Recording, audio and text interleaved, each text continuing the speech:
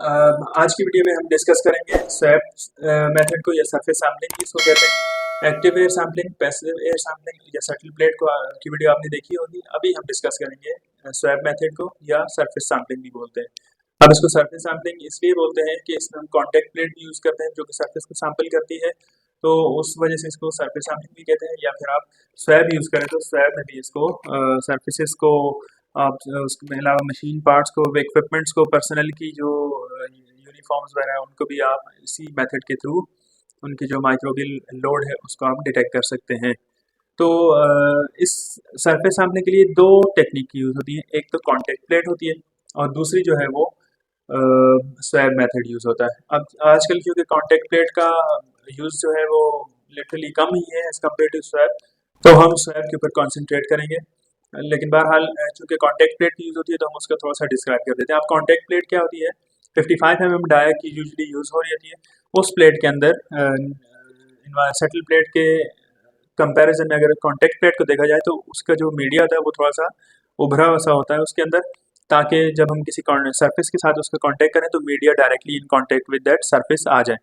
तो 55 mm उसका dia होता है और वो जो फ्लैट सर्फेसेस होती हैं उसकी मॉनिटरिंग के लिए यूज़ होता है। लेकिन स्वैब का एडवांटेज ये है स्वैब टेस्टिंग का कि स्वैब आपकी इरेगुलर सर्फेसेस को भी यूज़ टेस्टिंग के लिए भी यूज़ हो सकता है, और गारमेंट्स की, पर्सनल की, और इक्विपमेंट, मशीन, हॉपर्स, जितनी भी इरेगुलर सर्फेसेस हैं सबके लिए यूज़ हो सकता है। अच्छा, स्वैब में अगर हम बात करें तो मैं आपको सबसे पहले स्वैब्स दिखा देता हूँ कि स्वैब्स एक्चुअली में होते कैसे हैं। इस तरह की एक बॉडी होती है जिसकी साथ में शाफ्ट होती है। ये सील्ड होता है, चूंकि स्टेराइल होता है तो इसी सील्ड होता है।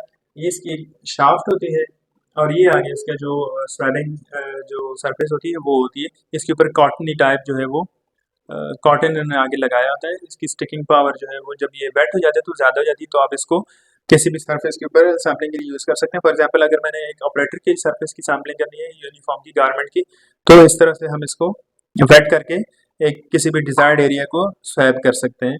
तो आपने हॉरिजॉन्टली भी करना है और वर्टिकली भी उसको सैम्पल कर देना है, और उसके बाद दोबारा से आपने इसको वापस अप्रोप्रिएट मीडियम के अंदर प्लेस कर देना है।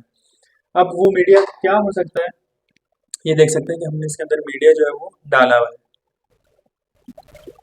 तो गाइडलाइंस को अगर देखा जाए तो इसके अंदर कौन सा मीडिया हो सकता है, वो या तो ट्रांसपोर्ट मीडियम हो सकता है या कोई भी इनरिचमेंट मीडियम हो सकता है। फॉर एग्जांपल पेप्टोन वाटर भी हो सकता है, ट्रिप्टिक सोया ब्रॉथ भी हो सकता है। लेकिन आप कोशिश ये करें कि इसके अंदर कोई भी जो भी ब्रॉथ यूज़ करें वो न्यूट्रलाइजिंग ब्रॉथ होना चाहिए। अब सरफेस की बात की जाए, सरफेस एरिया की, तो स्वैप के लिए हम कितना सरफेस एरिया करेंगे? अगर हम यूएसपी को देखें, यूएसपी का चैप्टर 797 और चैप्टर 1116 हमें ये बताता है, ये an appropriate dialing and transport medium is plated on ये, हाँ, the area that will be swabbed is defined with a sterile template of appropriate size. In general it is in the range of 24 to 30 centimeter square. Means कि आप जिस area को swap करेंगे वो 24 to 30 centimetre square area होना चाहिए, ऐसे भी और ऐसे भी मीटर स्क्वायर में। तो वो तकरीबन छोटा सा ही एरिया साइज बनता है। अगर आप स्केल से उसको मेजर करेंगे तो 24 टू 30 सेंटीमीटर स्क्वायर आपका स्वैप्ड एरिया होना चाहिए। अगर आपने स्वैप कर दिया, लेट से इन केस आपने स्वैप टेस्ट परफॉर्म कर लिया जैसे मैंने अभी आपको परफॉर्म करके दिखाया, उसके बाद आपने स्वैप को कम्प्लीटली कवर करके वापस किसी इसी तरह बॉक्स में डाल के ऊपर से कवर करके लेके आना है लैब के अंदर, और उसका जो डाइल्यूएंट होगा इसको अपने मीडिया के अंदर एगर के अंदर पोर कर देना है। न्यूट्रिएंट एगर होगा, ट्रिप्टिक्स वाला एगर, या ट्रिप्टिक्स वाला एगर विद लेसिथिन भी आप यूज़ कर सकते हैं जिसके अंदर न्यूट्रलाइजिंग एजेंट्स डले हुए होते हैं। अगर आपने क्लीन रूम की सर्फेसिस को अगर आपने या मशीन पार्ट्स होती है जहाँ पे एंटीबायोटिक या डिसइंफेक्टेंट के रेजिड्यूज होंगे, तो आपने ऐसा ब्रॉथ और एगर यूज़ करना है जो कि जिसके अंदर न्यूट्रलाइजिंग एजेंट्स हो, यूजुअली ट्विन होता है या पॉलीसॉर्बेट होता है।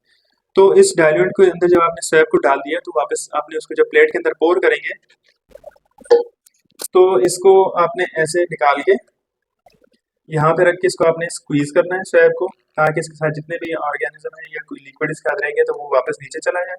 और इसको आपने अंडर द लेमिनार फ्लो ऐसे एगर के अंदर प्लेट के अंदर पोर करके आपने इसको वापस लगा के और इसको आपने डीकंटामिनेट यानी या स्टेरलाइज करना है, और स्टेरलाइज करने के बाद आपने इसको डिस्कार्ड करना है। और प्लेट के अंदर आपने पोर करने के बाद उसके ऊपर आपने एगर को पोर कर देना है, TA से 80 हो या उसके अलावा कोई भी आप समझते हैं सूटेबल एगर जिसके अंदर न्यूट्रलाइजिंग एजेंट्स डले हुए हों, जो कि डिसइंफेक्टेंट की एक्टिविटी को न्यूट्रलाइज कर दें। वो आपने उसके ऊपर पोर करके उसको सोल्डिफाई होने देना है। सोल्डिफाई करने के बाद उसने उसको इंक्यूबेट कर देना है। उसके बाद आपने उसकी रिपोर्टिंग कर देनी है CFU पर स्वैब या CFU पर प्लेट के हिसाब से। तो ये था हमारा स्वैब का मेथड। आप हमारे चैनल को लाइक और सब्सक्राइब करना मत भूलिएगा। अगली वीडियो में हम डिस्कस करेंगे ग्लव फिंगरप्रिंट को इंशाल्लाह। तब तक के लिए अल्लाह हाफ़िज़।